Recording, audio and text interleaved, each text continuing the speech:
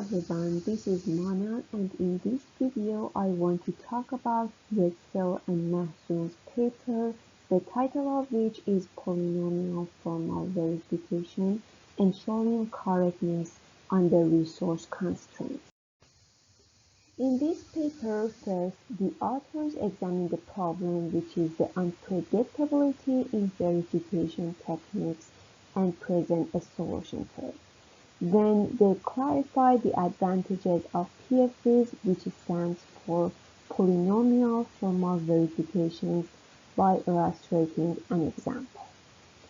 After that, they review the PFV of various digital circuits. Mostly they review bit-level and word-level verification techniques. Next, they give an overview of prior research work on the PFV of arithmetic circuits. Finally, they illustrate the role of additional information in PFV. Recently, researchers have tried to develop formal verification approaches. These techniques often give satisfying results for some digital circuits and often fail for the others. A major challenge in this area is that verification techniques suffer from unpredictability in their performance. It means the success or failure of the formal verification techniques can be predicted accurately. As a result, the only way to overcome this challenge is calculating the upper bounds for space and time complexities in polynomial time, because by calculating the upper bound for time and space complexity, we can estimate how much space and time is needed to perform the verification. Calculating space and time complexity and proving polynomial bounds have three main advantages. First of all, before running the verification tool, we can predict whether it returns the result in a limited time. Thus, we avoid verification tools with exponential time and space. Second, we can ensure the scalability of the verification method.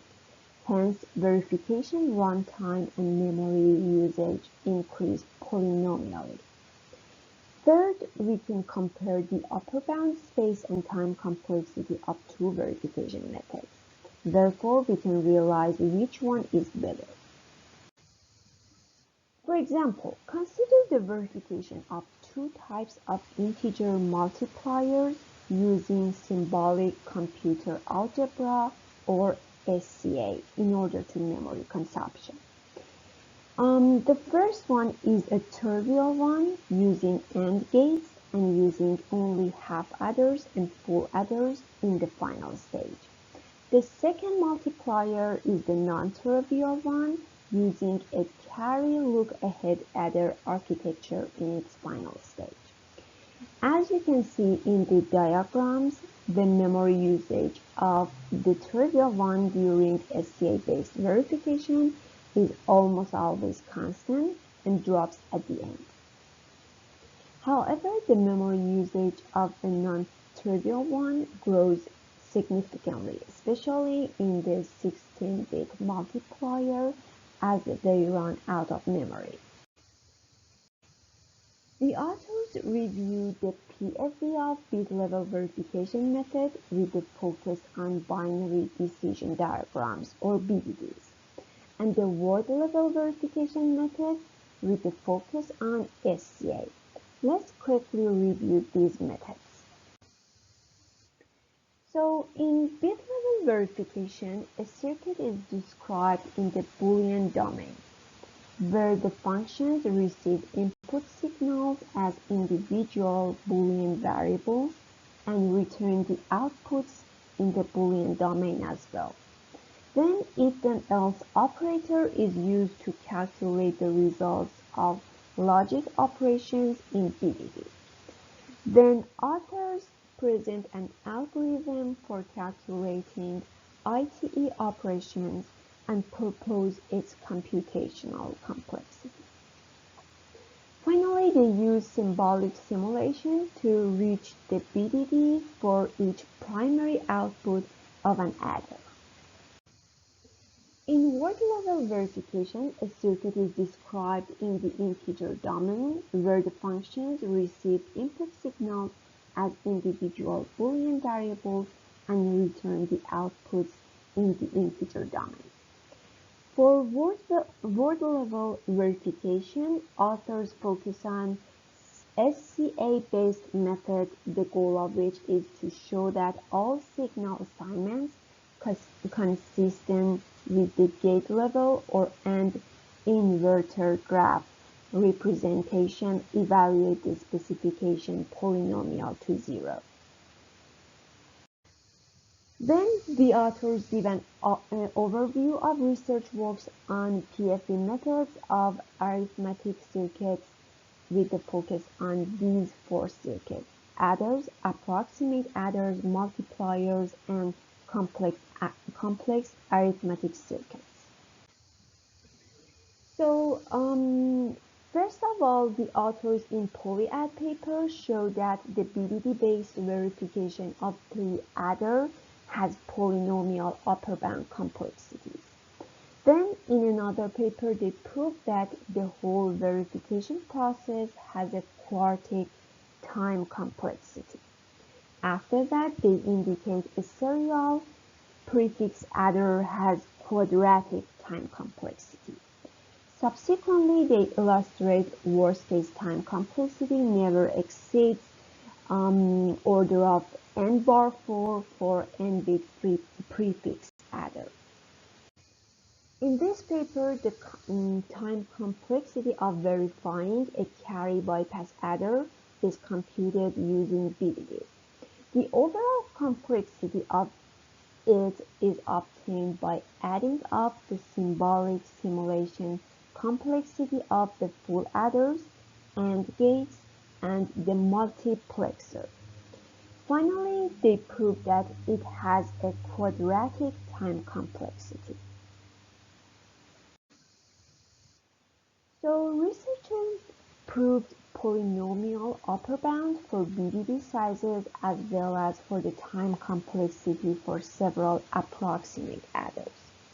Moreover, they showed polynomial verification of automatically generated approximate adders when a set of gates from conventional exact adders is deleted or changed.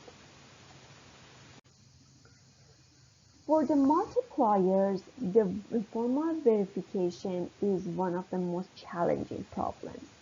Although researchers were practically successful to verify trivial and non-trivial multipliers using word-level verification methods, none of them ensured polynomial bounds.